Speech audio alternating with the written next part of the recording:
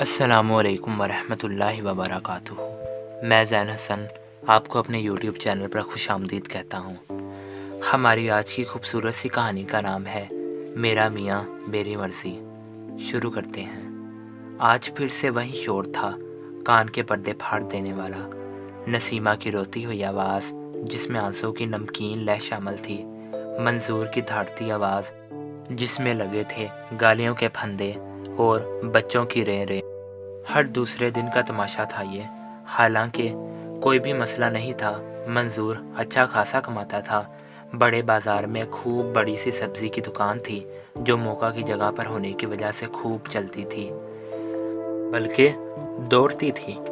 گھر میں غریبی کے آثار نہیں تھے، بلکہ اس محلے میں جہاں ایک وقت روٹی دو وقت فاقے والے گھر بھی تھے، وہاں تو یہ گھر خاصا متمول ہی کہلاتا تھا۔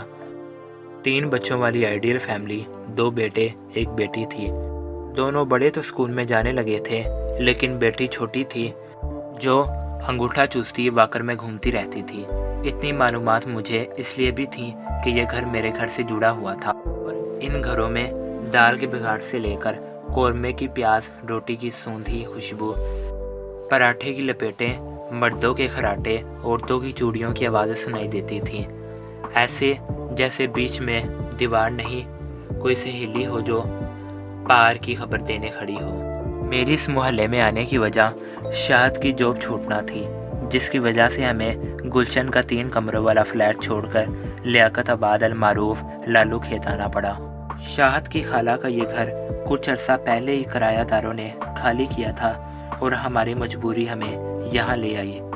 جاب تو ملی تھی، لیکن ایسے نہیں کہ ہم پھر سے گلشن جیسے علاقے میں رہ سکے، بس گزارا کر رہے تھے۔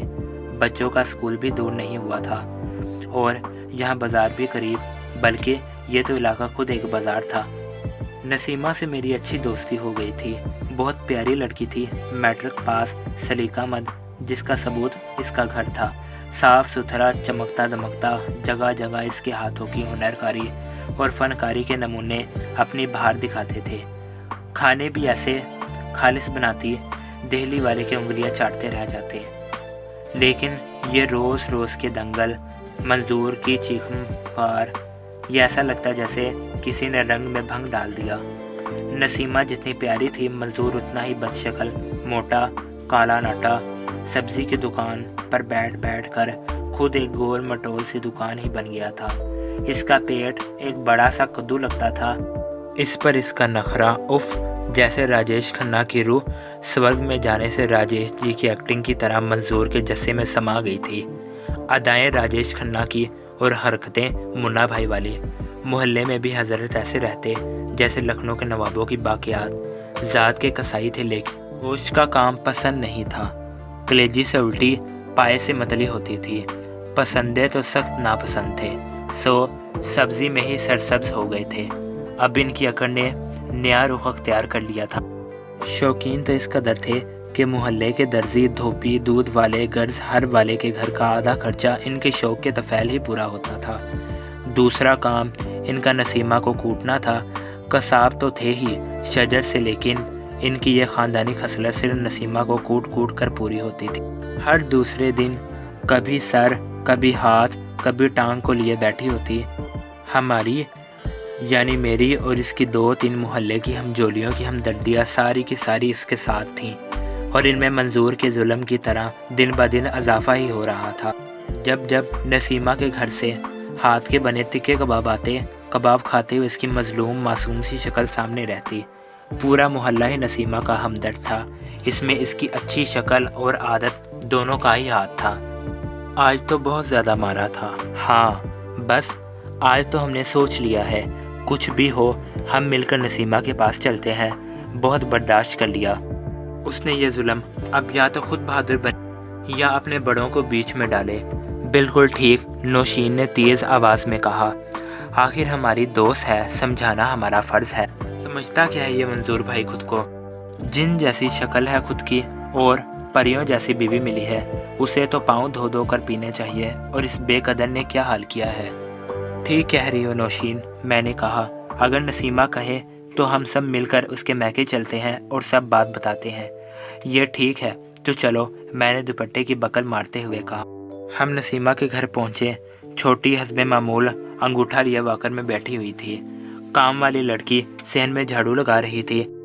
बाजी कमरे में है। हम सभी बेतकल्लुफ़ थे और सजे सजाए कमरे में पहुंचे। वो सूजी आंख पर पट्टी बांधे लेटी हुई थी। अरे तुम सब एक साथ? हाँ, हम सब एक साथ, नौशीन ने कमर पर हाथ रखकर कहा। और फिर शुरू हो गई जो बातें हम सोच कर आए थे, वो उसकी ज़बान से रवां थी। आखिर उसकी तेज़ गाम रुकी तो सबने नसीमा की तरफ देखा। वो बिस्तर से खड़ी हो रही थी। फिर जो हुआ वो यह नसीमा थी ही नहीं। एबी, तुम होती कौन हो मुझे सबक पढ़ाने वाली?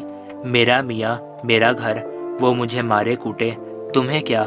मारने वाला मेरा खावन, पीटने वाली मैं, तुम्हारे क्यों पेट में मरोड़ उठ रहे हैं? खुद के मियाँ निकम्मे वेले बैठे हैं सारा दिन टीवी के सामने, जैसे सारा मुल्क उनकी खबरें देखने से चल रहा है। हम सब दम बखुद खड़े थे। यह नसीमा थी ही नहीं, हमारी प्यारी सहेली, धीमे धीमे बोलने वाली, मीठी ज़ुबान, शीरी गुफ्तार, या किसी कसाब की दुख्तर। नहीं, ये बीवी थी, सिर्फ बीवी।